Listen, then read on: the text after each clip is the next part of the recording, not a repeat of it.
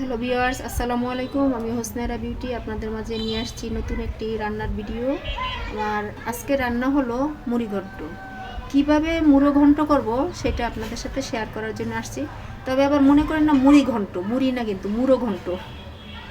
আমার এই ক্ষেত্রে দরকার মাছ নিছি, একটা রুই মাছের মাথা নিছি, আর হলো মুগের ডাল ধুয়ে ভালোভাবে ভেজিয়ে রেখেছি।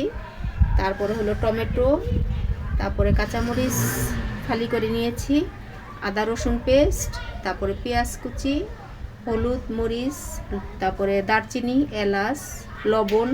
এই আসেন তো কীভাবে রান্না করি। ঘন্টটা রান্না করার জন্য হাঁড়িতে দিয়ে দিচ্ছি তেল। এখানে আমি হাফ কাপের মতন তেল নিয়েছি, আর একটু দিই, কারণ ডালটা তো বেশি। একটু গরম হওয়া পর্যন্ত অপেক্ষা করি। আজকে ওয়েদারটা একটু অন্ধকার অন্ধকার দেখতেছেন, খুব মেঘলা, তো ভিডিওটা তেমন সুন্দর আসতেছে না। আর আমি যেহেতু সরাসরি ভয়েস দেই, সেজন্য আশেপাশের কথাগুলি আপনারা শুনেন, একটু কষ্ট করে সহ্য করে নেবেন আমাকে। নিচে একটা কিন্ডারগার্টেন আছে, তো বাচ্চাদের খুব শোরগোল শোনা যাচ্ছে। আমি দিয়ে দিব পেঁয়াজ কুচি।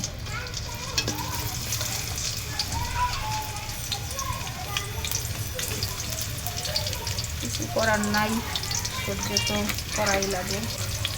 দিচ্ছি 4-5 টুকরা দারচিনি।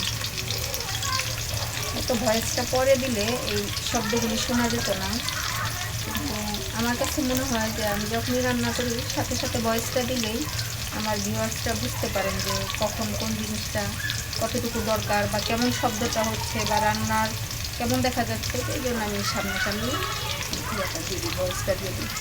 এখন আমি দিয়ে দিব 6টা এলাচ,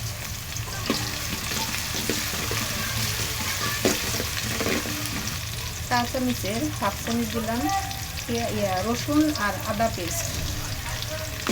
কারণ আদাটা যদি পেঁয়াজ কুচির সাথে একসাথে দেওয়া হয় তাহলে ভালো হয়, কারণ আদার যে একটা স্মেল আছে এই স্মেলটা থাকে না।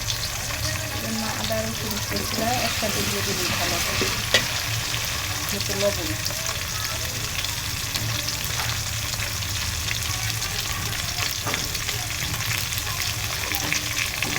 আমার আসলে আজকে ভিডিওটা অনেক অন্ধকার আসতেছে।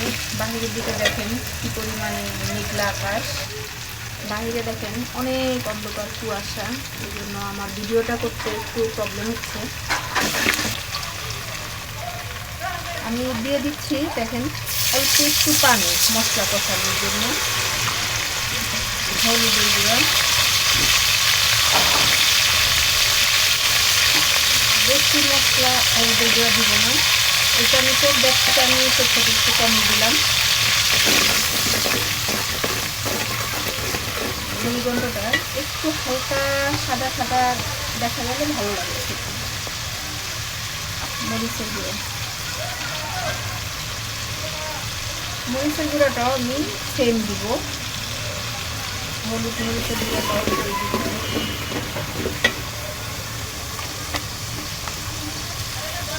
অ্যাড করছি মাছ।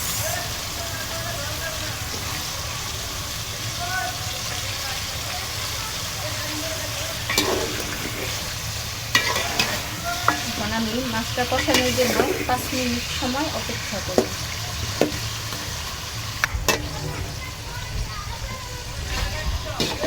মাছটা কষানো হয়ে গেছে, এখন আমি অ্যাড করব ডাল।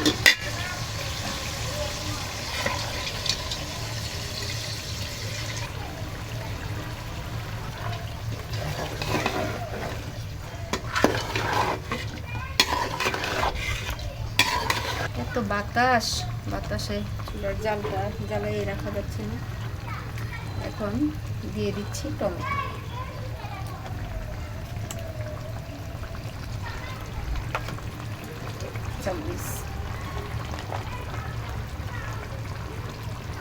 এখন ভালোভাবে কষিয়ে নিব, 5-6 মিনিটের মতো ভালো করে একটু কষিয়ে নিব।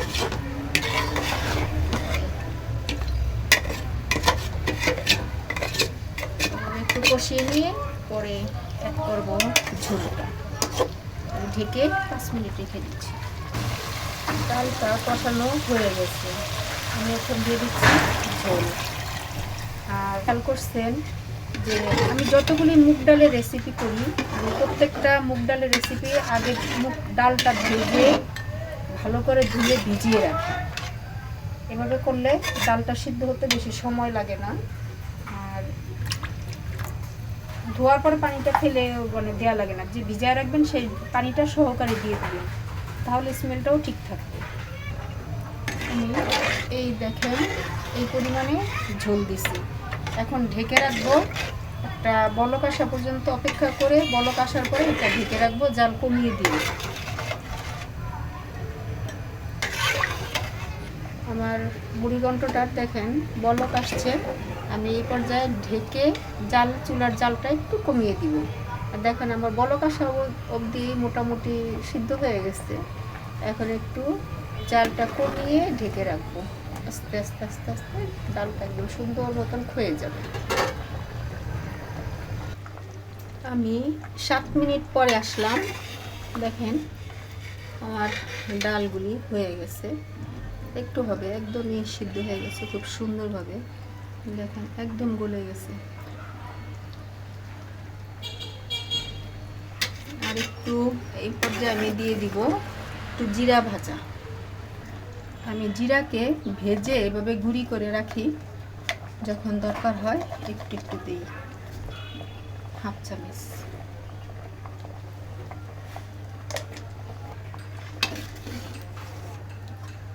এই পর্যায়ে দিয়ে দিব 2-3টা কাঁচামরিচ, অ্যাড করে দিচ্ছি কাঁচামরিচ। এভাবে আরও 5-7 মিনিট ঢাকনা দিয়ে ঢেকে রাখবো। 5-7 মিনিট পরে আসছি। ডালটা হয়ে গেছে, দেখুন তো কেমন হয়েছে মুগের ডালের মুড়িঘণ্টটা। সবাইকে অনেক ধন্যবাদ রান্নার রেসিপিটা দেখার জন্য। সবাই শেয়ার করবেন, সাবস্ক্রাইব করবেন চ্যানেলটি। ধন্যবাদ সবাইকে, ভালো থাকবেন, সুস্থ থাকবেন, আল্লাহ হাফেজ।